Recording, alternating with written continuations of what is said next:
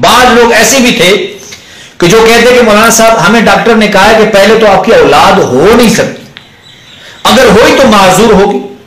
फिर अल्लाह रब्बुल इज्जत ने इस अमल की बरकत से इन्हें औलाद भी दी और औलादी नरीना भी थी और वो मिठाई का ठोकरा लेकर आए। हम तो जानते भी नहीं थे।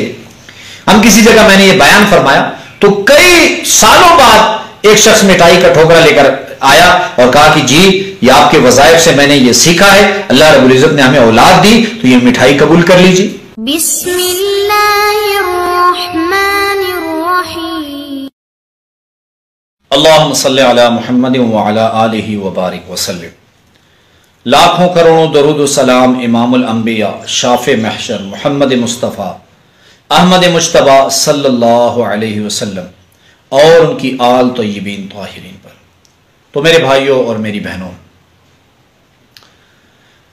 अल्लाह रब्बुल इज्जत ने बहुत सी नेमतें रखी हैं इस दुनिया में और हर नेमत की अपनी कदर है, लेकिन जिनकी औलाद नहीं तो ये एक ऐसे नेमत है कि लोग अपने आप को बिल्कुल लावारिस समझते हैं। यकीनन नेक औलाद जो है वो सदका जारिया भी है।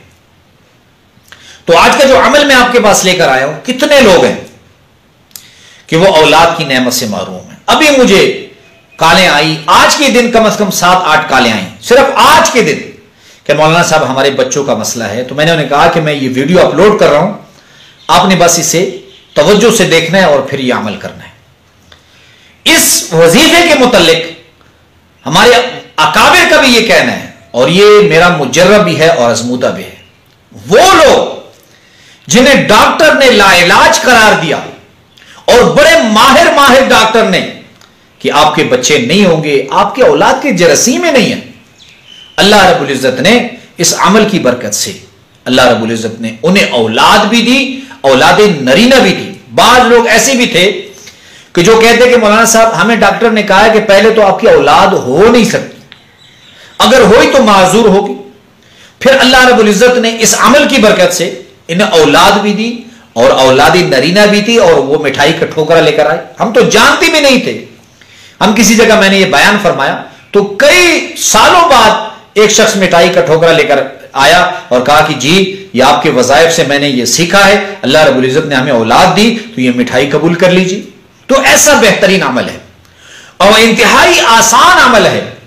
वो अमल कौन सा है? आपने ऐसे करना है, स्क्रीन पर भी आपको वो नजर आ रहा है कि आपने जब रात को ईशा की नमाज आप पढ़ लें, ईशा की नमाज पढ़ने के बाद आपने यह अमल करना है, या अल्लाह या मुसव्विरो या खालिको या करीमो व सल्लल्लाहु अला नबिय्यिल उम्मी।